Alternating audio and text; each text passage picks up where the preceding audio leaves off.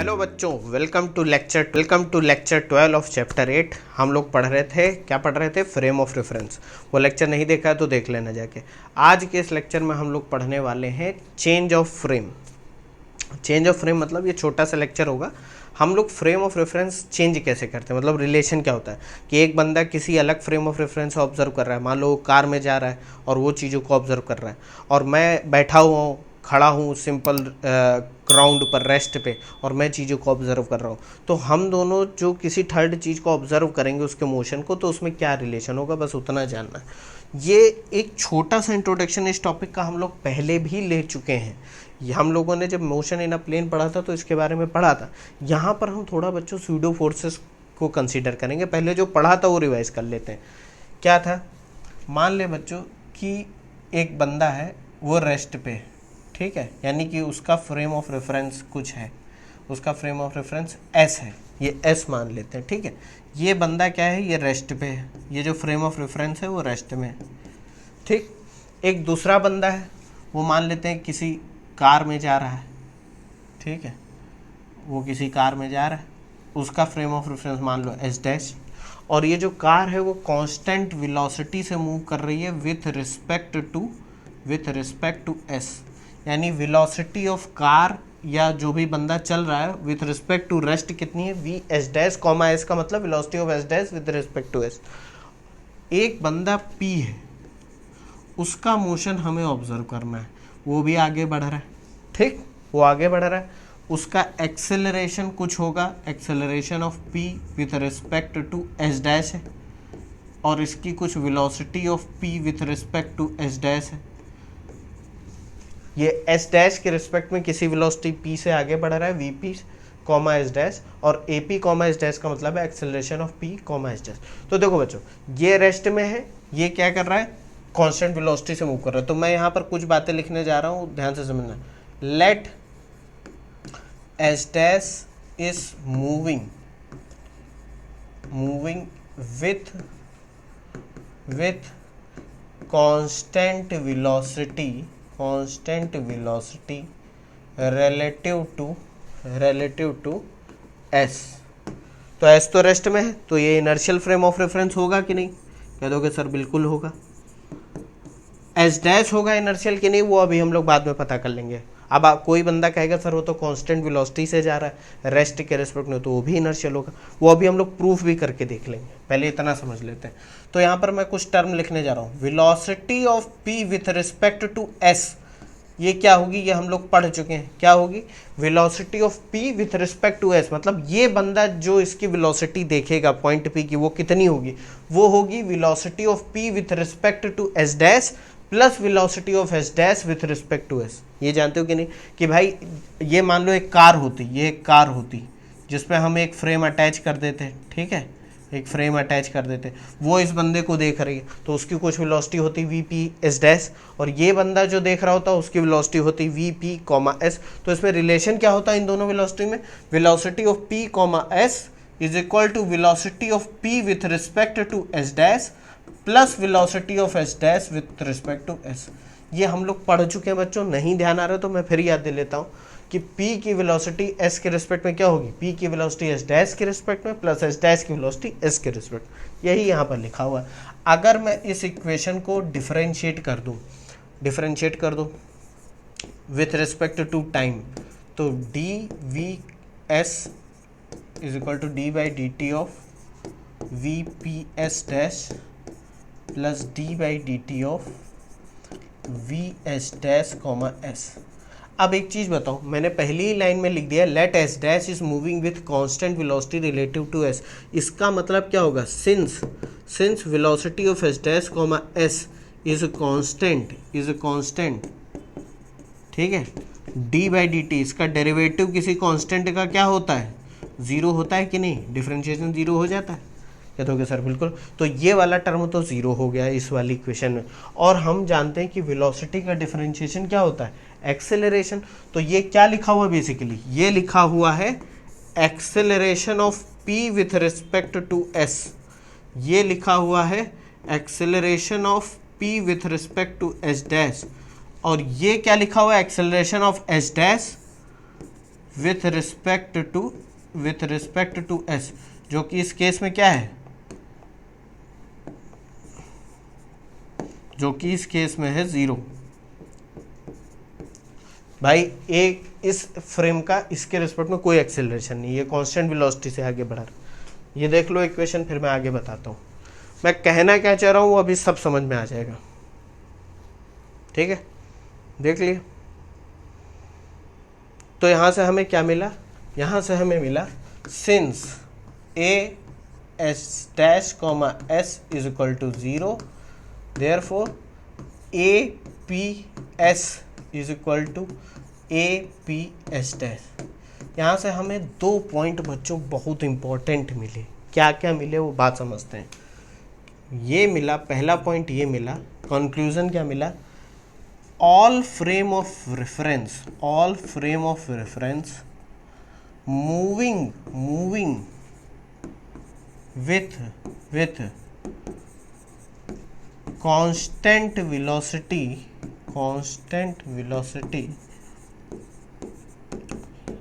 relative to an inertial frame of reference, inertial frame of reference are themselves inertial। कहने का मतलब है कि भैया एक अगर इनर्शियल फ्रेम ऑफ रेफरेंस है और बाकी के जितने फ्रेम ऑफ रेफरेंस है वो उसके रेस्पेक्ट में कांस्टेंट वेलोसिटी से इधर उधर जा रहा है, तो वो खुद भी जो है इनर्शियल फ्रेम ऑफ रेफरेंस है। जैसा इसी केस में देख लो, ये जो कार थी ये कांस्टेंट वेलोसिटी से जा रही थी विथ रिस्पेक्ट टू ग्राउंड। अब कोई ज़रूरी नहीं कि ये जो बंदा है वो रेस्ट में, मान लो ये भी कांस्टेंट वेलोसिटी से जा रहा होता तो ये भी तो इनर्शियल फ्रेम ऑफ रेफरेंस होता, और ये जो दूसरा बंदा है वो इसके रेस्पेक्ट में कांस्टेंट वेलोसिटी से जा रहा तो वो भी इनर्शियल फ्रेम ऑफ रेफरेंस। ये बात तो यहाँ से दिख भी रही है, बट ऑब्वियस है, लेकिन मैंने लिख भी दी कि all frame of reference moving with constant velocity relative to an inertial frame of reference are themself inertial. एक ये पॉइंट मिला। दूसरा इस वाली इक्वेशन से क्या मिला, all observers in frame of reference moving with constant velocity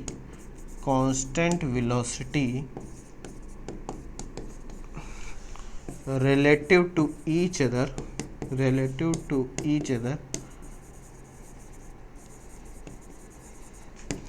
observe the same acceleration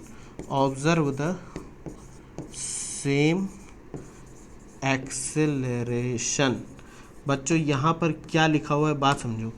ये वाला केस में क्या कह रहा है कि P का एक्सेलरेशन चाहे इस कार से मेज़र करो, जो बंदा कार में बैठा अगर वो मेज़र करेगा यानी ए पी कॉमा एस डैश, या जो बंदा रेस्ट में है वो मेज़र करेगा जो यहाँ से देख रहा है, उन दोनों को ही इसका एक्सेलरेशन सेम दिखेगा। यानी अगर मैं बैठा हूँ और कोई पॉइंट P को ऑब्जर्व कर रहा हूँ, उसका एक्सेलरेशन मान लेते हैं 5 मीटर पर सेकंड स्क्वायर, और एक बंदा है जो कार में जा रहा है मुझसे कॉन्स्टेंट वेलोसिटी से वो अपनी कार में जा रहा है, मान लो 10 किलोमीटर पर आवर की वेलोसिटी से जा रहा है, वो भी उस बंदे का एक्सेलरेशन कितना पड़ेगा 5 मीटर पर सेकेंड इसका। वो हमें इस वाले प्रूफ से दिखने में आया है, क्योंकि acceleration of P with respect to S is equal to acceleration of P with respect to S dash. ये पॉइंट बच्चों बहुत इंपॉर्टेंट है, इसको ध्यान में रखना। कभी ऐसे न्यूमेरिकल आ जाए जिसमें 2 फ्रेम ऑफ रेफरेंस दिए हो तो एक्सेलरेशन में कोई चेंज नहीं आएगा अगर वो दोनों एक दूसरे से कांस्टेंट वेलोसिटी में मूव कर रहे हो रिलेटिव टू ईच अदर। ठीक है, ये पॉइंट बच्चों शुरुआत से देख लो, अपने हिसाब से लिख लो थोड़ा बहुत जो लिखना है, नोट्स तो मैं दे ही दूंगा। देख लिए।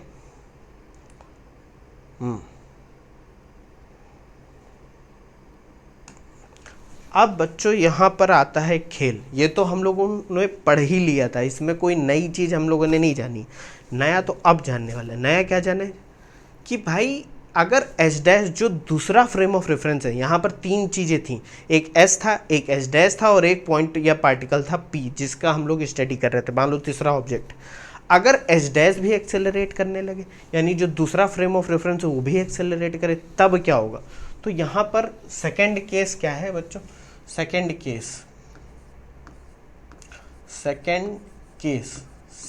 केस क्या होगा, सेकंड केस ऐसे लिखता हूँ मैं, if S dash is accelerating, S dash is accelerating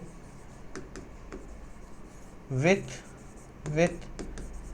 A not, मतलब उसका एक्सेलरेशन ए नॉट हम लोग ले लेते हैं। तो यहाँ पर कंडीशन क्या है, कंडीशन ये ऐसे दे रखी है, क्या दे रखी है, ये है भैया एस जो कि रेस्ट में था, तो ये तो हमारा इनर्शियल फ्रेम ऑफ रेफरेंस है, ये अभी भी इनर्शियल है, ठीक है। दूसरा क्या है बच्चों, दूसरा फ्रेम ऑफ रेफरेंस है एस डैश, ये बच्चों आगे बढ़ने लगा है और इसका एक्सेलरेशन हो गया है, बढ़ तो पहले भी आगे रहा था लेकिन अब इसमें एक्सेलरेशन आ रहा है, यानी इसकी वेलोसिटी चेंज हो रही है with respect to S dash, बात समझे। और ये जो पार्टिकल P है इसका एक्सेलरेशन है ए पी एस डैश, ठीक, with respect to S dash ये। तो यहाँ पर हम लोग कुछ चीज़ें मानने वाले हैं, वो बच्चों ध्यान से समझना। Let acceleration of S dash with respect to S, अब ग्राउंड के रिस्पेक्ट में बच्चों जो एक्सेलरेशन होगा वही तो इसका एक्सेलरेशन माना जाएगा। तो ये जो ए नॉट है वो किसके रिस्पेक्ट में है, वो रेस्ट के रिस्पेक्ट में, तो ए नॉट क्या हो जाएगा हमारा, ए एस डैश कॉमा एस, ये हो जाएगा। हम एक चीज़ और मान लेते हैं, acceleration of P with respect to S dash जो हमने ले रखा है ए पी एस डैश, इसको हम लोग ए मान लेते हैं, ए, वो क्यों मान रहे हो जो, और ये मान लेते हैं कि इसका मास जो है, जो भी ऑब्जेक्ट है वो क्या है, m, let m be the mass of p, ठीक है। m क्या है, मास ऑफ p, ठीक। अब कहोगे सर ये तो समझ में आ गया, यहाँ पर मैं बताने क्या जा रहा हूँ बच्चों, बहुत अच्छी चीज़ है, और स्यूडो फोर्सेस के कॉन्सेप्ट को अभी फिर से लेके आएंगे हम। हमें भाई p को ऑब्जर्व करना है, लेकिन हमारे पास दो फ्रेम है, एक है s और एक है s डैश, या तो एस डैश से ऑब्जर्व करना है या एस से। एस हमारा इनर्शियल फ्रेम ऑफ रेफरेंस है क्योंकि रेस्ट पे है, एस डैश हमारा क्या है, ये नॉन इनर्शियल है क्योंकि ये एक्सेलरेट हो रहा है, ये हम लोग पढ़ भी चुके हैं, ठीक। अब हमें रिलेशन निकालना है कि पी का मोशन जो होगा वो यहाँ से कैसा दिखेगा, ठीक। तो हम लोगों ने जो इक्वेशन निकाली थी वो तो सेम रहेगी, A P S, acceleration of P with respect to S क्या होगा, acceleration of P with respect to S dash plus acceleration of P, acceleration of S with respect to S dash, ये होगा कि नहीं। अभी हम लोगों ने माना, क्या माना कि acceleration of P with respect to S dash क्या है, ए है, और plus acceleration of S dash S with respect to S dash क्या है, ए नॉट है, ये हम लोगों ने माना। अगर मैं यहाँ से ए की वैल्यू निकालूँ तो एक क्या आ जाएगा, ए P S minus A not, उधर ले जाओ ए नॉट। कह दोगे सर आप ये क्यों कर रहे हो, अभी समझ में आएगा, सब समझ में आएगा, इसको पहले एक बार देख लो, इतना लिख लो, फिर मैं समझाता हूँ।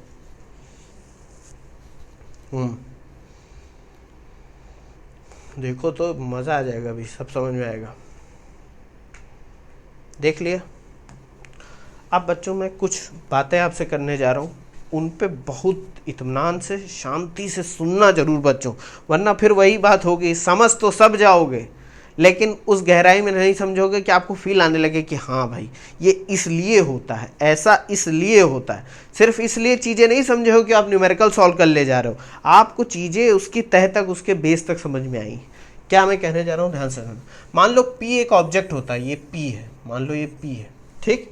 इस पर बहुत सारे फोर्सेस लग रहे होते, ठीक है। मान लो इसका कुछ वेट होता, कुछ बहुत सारे फोर्सेस होते, मान लो इसका कुछ वेट mg होता, इस पर कुछ नॉर्मल रिएक्शन n लग रहा होता, इस पर एक फोर्स F1 F2, बहुत सारे फोर्सेस लग रहे होते, इस पर कोई भी फोर्स हो सकता था, 2 1 3 कुछ भी लग सकता था। न्यूटन का सेकेंड लॉ क्या कहता है, न्यूटन सेकेंड लॉ कहता है, न्यूटन सेकेंड लॉ क्या कहता है, क्योंकि न्यूटन का सेकंड लॉ किस फ्रेम ऑफ रेफरेंस में बच्चों वैलिड होगा, अभी हम स्यूडो फोर्सेस को भूले जा रहे हैं। न्यूटन का second law will be valid in, Newton second law in S frame of reference, किस में अप्लाई होगा, एस वाले फ्रेम ऑफ रेफरेंस में, क्योंकि वही रेस्ट में, और हमने पढ़ा है कि सिर्फ इनर्शियल फ्रेम ऑफ रेफरेंस में एप्लीकेबल होता है। तो न्यूटन का सेकंड लॉ कहता है कि भैया P के ऊपर लगने वाले सभी फोर्सेस का सम, या अगर मैं सिर्फ F उसको कंसीडर करूं, नेट सम ऑफ फोर्सेस क्या होगा, mass of P into acceleration of P with respect to S, होगा कि नहीं होगा। कह दोगे सर बिल्कुल होगा। भाई पी का एक्सेलरेशन एस के रिस्पेक्ट में जो है वही तो इसका एब्सोल्यूट एक्सेलरेशन है। देखो जो ग्राउंड के रिस्पेक्ट में एक्सेलरेशन बोला जाता है वही आपका एब्सोल्यूट एक्सेलरेशन होता है। तो ये तो हमारा इनर्शियल फ्रेम ऑफ रेफरेंस हो गया। इसका एक्सेलरेशन कितना है इसके रिस्पेक्ट में, वो है पी कॉमा एस। कह दोगे सर बिल्कुल है। तो न्यूटन का सेकंड लॉ क्या कहता है कि अगर मैं इस एक्सेलरेशन को मास से मल्टीप्लाई कर दूं तो जितने भी इनमें फोर्सेस लग रहे हैं, और ये फोर्स F होगी क्या, ये फोर्स होगी F1 plus F2 plus F3, और ये जितने भी नॉर्मल रिएक्शन वेट, जितने भी एक्सटर्नल फोर्सेस हैं, सम ऑफ एक्सटर्नल फोर्सेस, बाहरी फोर्सेस का सम है ये। बात समझे? नेट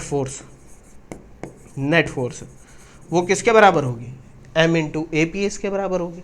अब अगर मैं ये वाली इक्वेशन, ये जो इक्वेशन है इसको इक्वेशन 1 मान लूँ, इसको देखो पहले मैं क्या बताने जा रहा हूँ भी सब समझ में आएगा। और मैं क्या करूँ, मल्टीप्लाइंग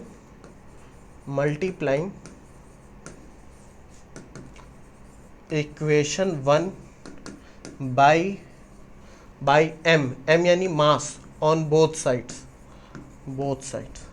मतलब इस इक्वेशन 1 को अगर मैं मास से मल्टीप्लाई कर दूं तो क्या आ जाएगा, देखो लेफ्ट हैंड साइड में क्या है, एक्सेलरेशन ए का मतलब acceleration of p with respect to s dash. मैंने इसको a इसलिए माना था ताकि अच्छा लगे, क्योंकि हमें अभी s से तो मोशन आराम से समझ में आ जाएगा, लेकिन s डैश से मोशन समझना है कैसा होगा, तो हमने इसलिए a मान लिया। a क्या है, acceleration of p with respect to s dash, ये देखो लिखा हुआ है यहाँ पर।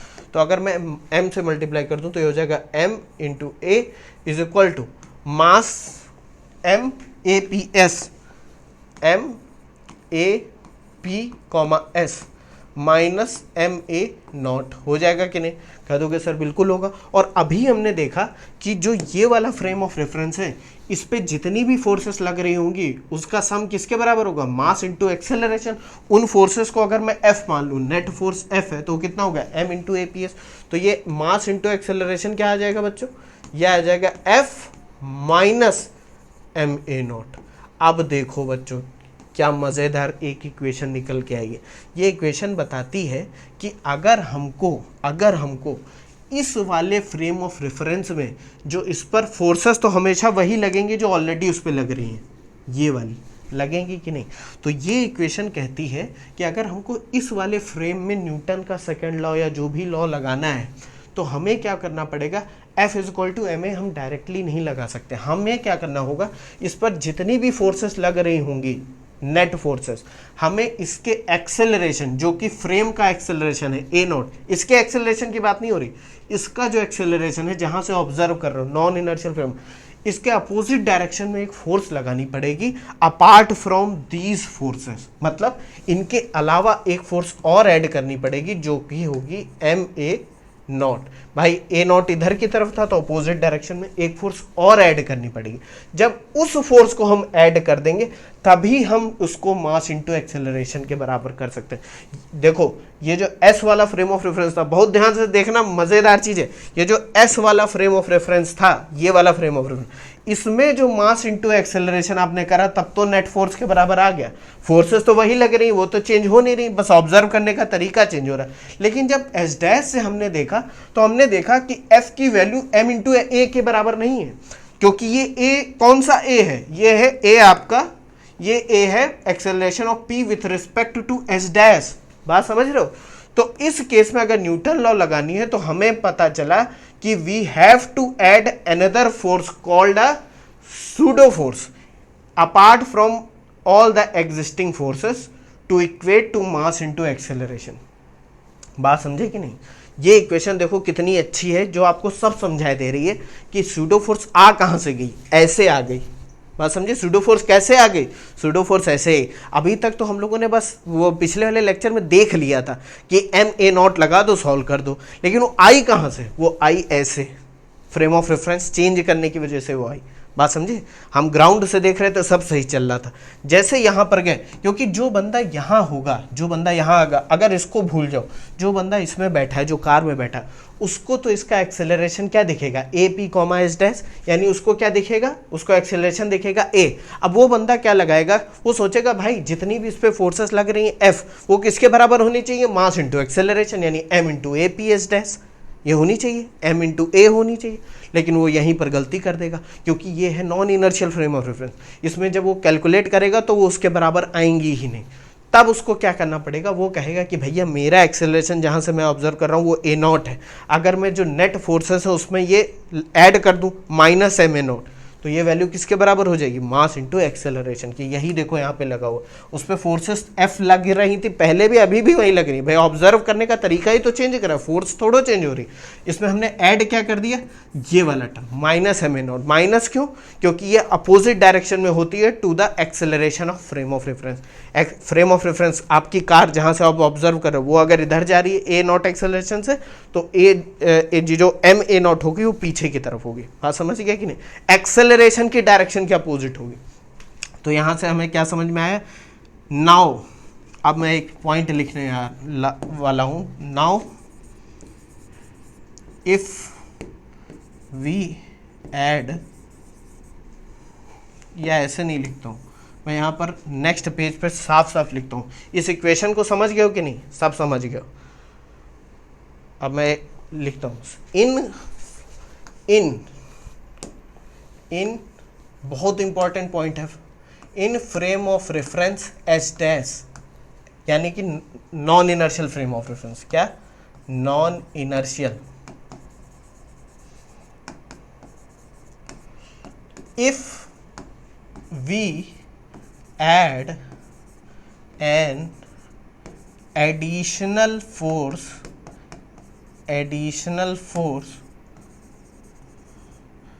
minus ma naught along with all the existing forces, we can apply Newton's law in non-inertial frame of reference. कितना अच्छा और कितना प्यारा पॉइंट है ये, कि अगर हम किसी non inertial frame of reference में स्टडी कर रहे हो तो जितनी भी फोर्सेस लग रही हैं उसके अलावा हमें एक फोर्स और ऐड करनी है, minus M A naught. Minus M A naught में ए नॉट क्या है, acceleration of frame of reference. उसके अपोजिट डायरेक्शन में एक फोर्स और ऐड कर दें, तब हम इन फोर्सेस के सम को मास इंटू एक्सेलरेशन के बराबर कर सकते हैं। और वो एक्सेलरेशन किसका एक्सेलरेशन होगा, acceleration with respect to non inertial frame of reference. अगर इसको भूल जाओ तो इसमें मास इंटू एक्सेलरेशन करने के लिए हमें एम ए नॉट लगानी पड़ेगी। वही ये इक्वेशन दिखा रही कि एफ तो पहले भी लग रही थी, वो मास इंटू एक्सेलरेशन के बराबर थी, लेकिन कब थी, जब वो एस से स्टडी कर रहा था। जैसे ही एस डैश में आया, अगर इसको हटा दो तो ये बराबर नहीं रह जाएगा मास इंटू एक्सेलरेशन, हमें एक फोर्स और ऐड करनी पड़ेगी माइनस एम ए नॉट, तब मास इंटू एक्सेलरेशन के बराबर होगी। इसी इक्वेशन से बच्चों हमें पता चलता है कि सूडो फोर्सेस आई कहाँ से, ये वैल्यू आ कैसे गई। अभी इससे पहले वाले लेक्चर में याद करो, हमने बस डायरेक्टली ले लिया था माइनस एम ए नॉट, अब हमें पता चल गया वो वैल्यू आई कहाँ से। कितना इंटरेस्टिंग है। इसी को बोलते हैं बच्चों क्या, सूडो फोर्स। और आपको दिख भी रहा होगा कि ये कोई ऐसी फोर्स नहीं है जो एडिशनली कहीं बाहर से लग रही है। देखो ये तो बस हमने जब मैथमेटिक्स सॉल्व करी, इसकी मैथमेटिक्स सॉल्व करी, तब ये एक टर्म निकल के आया जिसकी यूनिट फोर्स के बराबर है। ये कोई एडिशनल फोर्स नहीं है, ये बस एक ऐसा टर्म है जो फोर्स में ऐड करने पर ही मास इंटू एक्सेलरेशन के बराबर आ रहा है। बात समझे कि नहीं, ये कोई ऐसी फोर्स नहीं है कि जैसे मैग्नेटिक फोर्स, इलेक्ट्रिक फोर्स, ये सारी फोर्स, ये कोई एक्सटर्नल फोर्स नहीं कि मैं इसको धक्का दे रहा हूँ तो ये माइनस एम ए नॉट या सूडो फोर्स है, ऐसा कुछ नहीं है बच्चों। ये बस एक एडिशनल टर्म, देखो मैथमेटिक्स सॉल्व करने से ही तो आया है, इसीलिए इसको सूडो बोलते हैं, या इसको इनर्शियल फोर्स बोलते हैं। इनर्शियल क्यों, क्योंकि ये आई ही इसीलिए है क्योंकि आप इसको अप्लाई करके फ्रेम को इनर्शियल की तरह ट्रीट कर सकते हो। बात समझे, ये इनर्शिया की वजह से फोर्स आई है। बात समझिए, बार बार समझाऊंगा एक ही चीज़ तो कंफ्यूज हो जाओगे। इतना सब समझ गए, बस एक पॉइंट हम और यहाँ पर डिस्कस करेंगे। तो हमने ये पॉइंट क्या लिख दिया, in frame of reference S dash या non inertial, if we add an additional force minus M A not along with all the existing forces, we can apply Newton's law in non inertial frame of reference। बात समझ गए। यहाँ पर मैं ये लिख दे देता हूँ, minus M A naught is called pseudo force. मज़ा आया? कितनी इंटरेस्टिंग बात थी। ठीक है, एक मैं पॉइंट और लिखने जा रहा हूँ, ये मैं शायद बताना भूल गया हूँ। ये पॉइंट है कि in Newton's law, Newton second